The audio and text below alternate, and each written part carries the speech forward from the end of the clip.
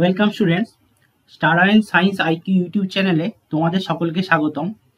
আজ আমরা West Bengal higher secondary বোর্ডের ক্লাস 11-এর ট্যাক্সোনমি অ্যান্ড সিস্টেমেটিক্স টপিক্সের উপর ইম্পর্টেন্ট কিছু কোশ্চেন অ্যান্সার করব। তোমরা জানো যে ক্লাস 11-এ এবং 12-এ এমসিকিউ বেসড পরীক্ষা হবে, তো সেই জন্য আমরা এখন থেকেই প্র্যাকটিসটা শুরু করব। তোমরা ভিডিওটি একদম স্কিপ করবে না, শেষ পর্যন্ত দেখতে থাকো। দেখো, ট্যাক্সোনমি শব্দটির প্রবক্তা হলেন, প্রথমে আছে ক্যারোলাস লিনিয়াস, তারপর ল্যামার্ক, তারপর মায়ার্স, তারপর ক্যান্ডোলে। এবার ল্যামার্ক যিনি ছিলেন তিনি ইভলিউশনারি থিওরি দিয়েছিলেন, যেটা হচ্ছে অভিব্যক্তির থিওরি। ক্যারোলাস লিনিয়াস ছিলেন ট্যাক্সোনমির জনক। ক্যারোলাস লিনিয়াস ছিলেন ট্যাক্সোনমির জনক। মায়ার্স যিনি ছিলেন তিনি বায়োলজিক্যাল স্পিসিস কনসেপ্ট দিয়েছিলেন, এখানে যেহেতু কথাটি আছে প্রবক্তা, ওই জন্য উত্তর হবে ক্যান্ডোলে, অর্থাৎ বা অগাস্টিন ক্যান্ডোলে। এরপরের প্রশ্ন, ট্যাক্সোনমির জনককে। আগেরটা ছিল ট্যাক্সোনমির প্রবক্তাকে, এটি হলো ট্যাক্সোনমির জনককে। বেনথাম আর হুকার কি করেছিলেন তোমাদের পরবর্তী প্রশ্নে আছে, আমি এখনই আলোচনা করছি না। মায়ার্সটা আমি বলে দিয়েছি, এটা তাহলে উত্তর হবে না। তোমরা অপশন এলিমিনেশন টেকনিক ইউজ করো। অ্যারিস্টটল এখন উত্তর হবে না। অ্যারিস্টটল কি করেছিলেন? অ্যারিস্টটল হলেন father of zoology and father of biology. তাহলে এটা হচ্ছে তিনি father of biology and father of zoology. তোমরা এই এক্সট্রা ইনফরমেশনগুলো তুলে রাখো, দুটো কোশ্চেন থেকে 8টা কোশ্চেন বার করা যাবে। তাহলে এর উত্তর হচ্ছে ক্যারোলাস লিনিয়াস। প্রবক্তা প্রশ্নটি থাকলে আলাদা উত্তর হবে, জনক প্রশ্নটি থাকলে আলাদা উত্তর হবে।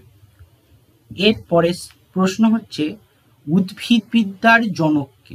উদ্ভিদবিদ্যার জনক, এই ধরনের ফ্যাকচুয়াল কোশ্চেনগুলো খুব আসে, যেগুলো ছাত্রছাত্রীদের প্রচুর প্রবলেম করে। আমরা এগুলো সব প্র্যাকটিস করিয়ে দেবো। বেনথাম হুকার আসবে, ক্যারোলাস লিনিয়াস ট্যাক্সোনমির জনক, আর অ্যারিস্টটল হচ্ছেন father of zoology and botany. তাহলে এইটা উত্তর না, এটা উত্তর না, এটাও পরবর্তীকালে আমরা জানবো।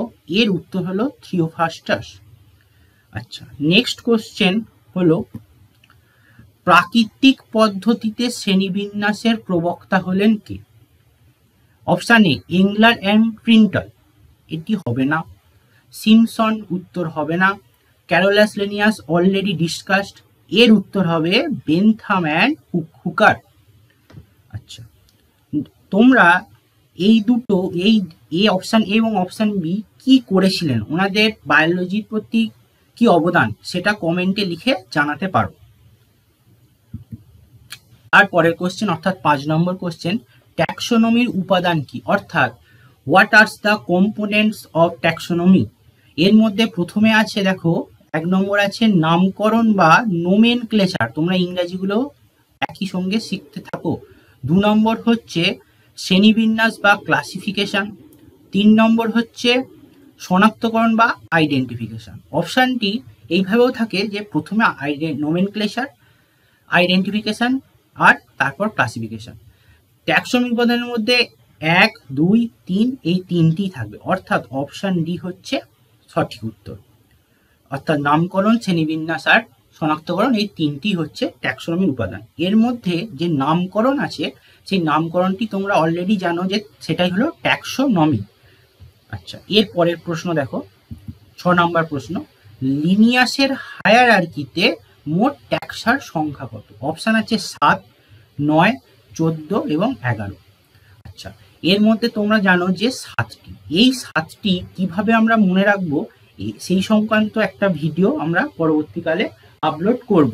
তো এই যে 7টি, তার মধ্যে কিভাবে হবে, keep pot clean or family get sick, অর্থাৎ কিংডম, পটে হচ্ছে ফাইলাম, ক্লিনে হচ্ছে class, keep pot clean or হচ্ছে অর্ডার, ফ্যামিলিতে ফ্যামিলি, গেটে জেনাস, আর সিকে হচ্ছে স্পিসিস। দেখো 1, 2, 3, 4, 5, 6, 7, অর্থাৎ উত্তর হচ্ছে 7টি।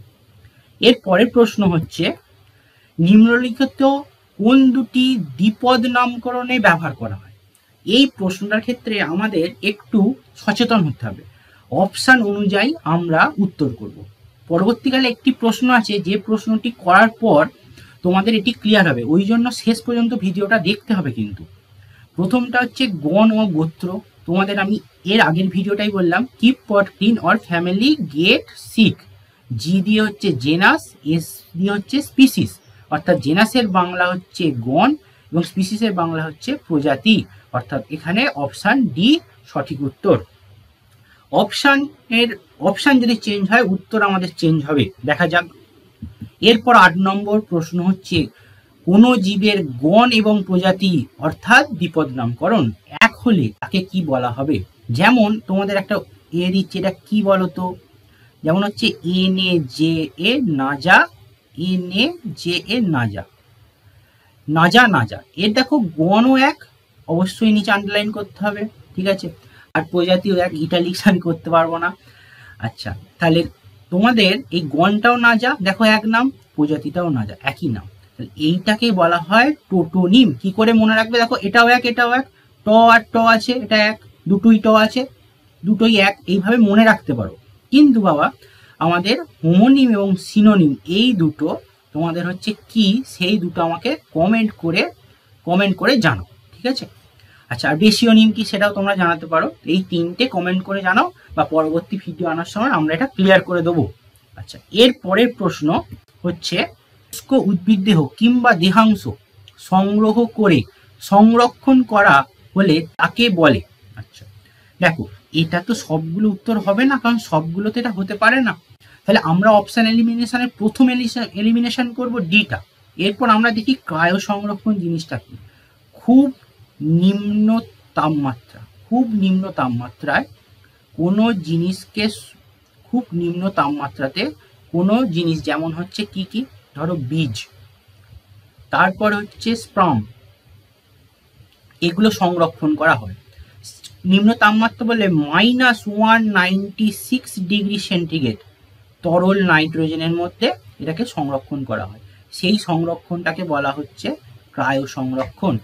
আচ্ছা, এবার তাহলে এটা উত্তর নয়। আরবোরেটাম কি? আরবোরেটাম হলো botanical garden devoted for trees. তোমরা তোমাদের খাতায় নোট করতে পারো, botanical garden devoted for trees are known as arboretum. আচ্ছা, তাহলে এইটা উত্তর না, এটা উত্তর না, এটা উত্তর না, উত্তর কোনটি? তাহলে সঠিক উত্তর হারবেরিয়াম। এই হারবেরিয়ামটা হলো সঠিক উত্তর। আচ্ছা, এর পরের প্রশ্ন দেখা যাক। দেখো 7 নম্বর প্রশ্ন আর এই প্রশ্নের অপশনের মধ্যে পার্থক্য আছে। বায়োনোমিনাল এপিথেট বা দ্বিপদ নামকরণে কি কি আছে? দেখো, শুধু গণের নাম অর্থাৎ শুধু জেনাসের নাম, এটা উত্তর হবে না। গণ ও প্রজাতির নাম, তোমরা 7 নম্বর প্রশ্নে পড়ে এসেছো গণ আর প্রজাতির নাম, এটা উত্তর হলেও হতে পারে, দেখা যাক। শুধু অথর সাইটেশন, স্যার এটা কি?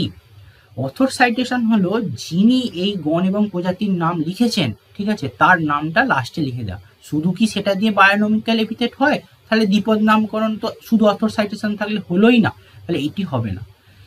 যদি এই ডি অপশনটা থাকে গণ, প্রজাতি এবং অথর সাইটেশন, তাহলে জানবে ডিটা প্রমিনেন্ট উত্তর এটার থেকে।